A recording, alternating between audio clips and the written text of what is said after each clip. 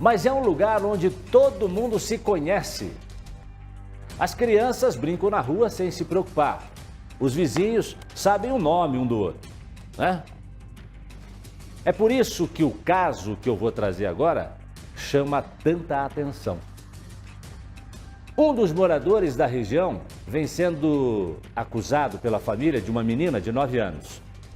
Ela diz que foi abusada pelo vizinho. A história que a menina contou deixou a mãe sem palavras. Todos ficam perplexos diante dessa história. Mas, se faltaram as palavras, sobrou a atitude da mãe. Sabe o que ela fez? Ela foi lá tirar satisfação com o vizinho.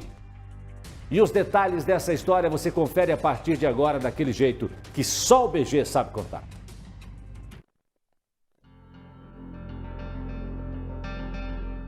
A família da qual vamos contar a história prefere não se identificar e, por respeito e cuidado com a criança, vamos relatar assim os fatos.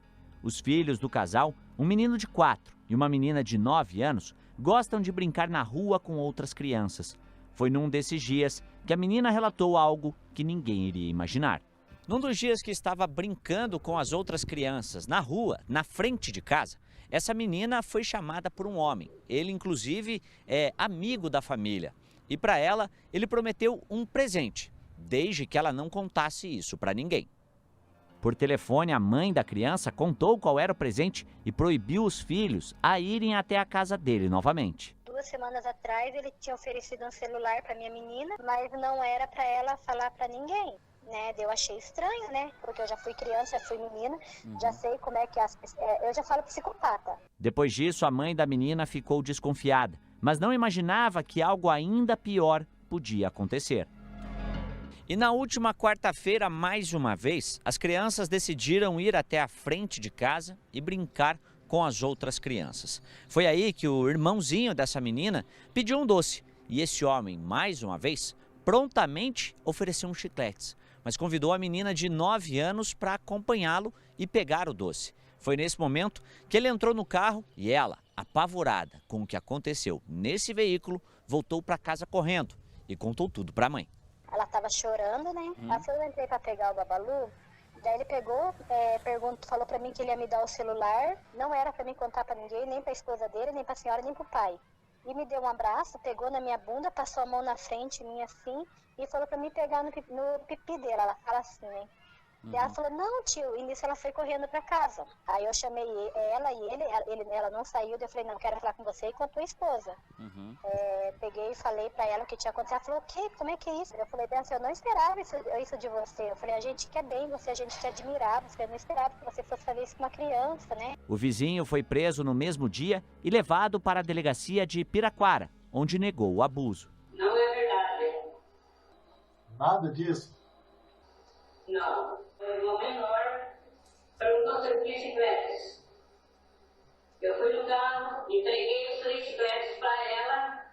Ela pegou, saiu no portão, eu fui, guardei minha bolsa e tirei minha marmita, minhas coisas dentro da bolsa. Passou uns 10 minutos e chegou a mãe dela no portão de casa, batendo palma, eu saí na porta, falando que queria falar com a minha esposa, que eu tinha abraçado a filha dela e passado a mão na filha dela. O homem ficou poucos dias na prisão e a defesa afirma que vai mostrar que o crime jamais aconteceu. Não tem nada que desabone ele. Então, apesar de estar toda essa situação que ele está passando, ele é uma pessoa de bem, ele é um pai de família, trabalhador, e ele não sabe o que de fato aconteceu assim, dessa proporção, porque ele não fez nada. Enquanto isso, a família da criança tenta vender a casa, pois tem medo que ele volte até lá. De quarta, quinta e sexta ela ficou bem abalada, ela chorou bastante, medo dele sair da cadeia, fazer alguma coisa pra gente, sabe? O meu menino pequeno chorou muito na escola por medo mesmo, que ele falava, mãe, eu tenho medo do tio sair de lá e fazer alguma coisa pra gente, entendeu? Agora ela tá mais tranquila. A minha preocupação é com a família querer fazer alguma coisa pra gente, né? Ou ele sair, querer se vingar, entendeu? A minha preocupação é essa.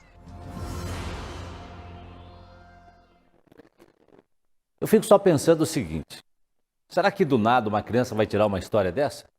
da cartola e hoje fala: ó, mãe, hoje vou contar uma história assim para minha mãe.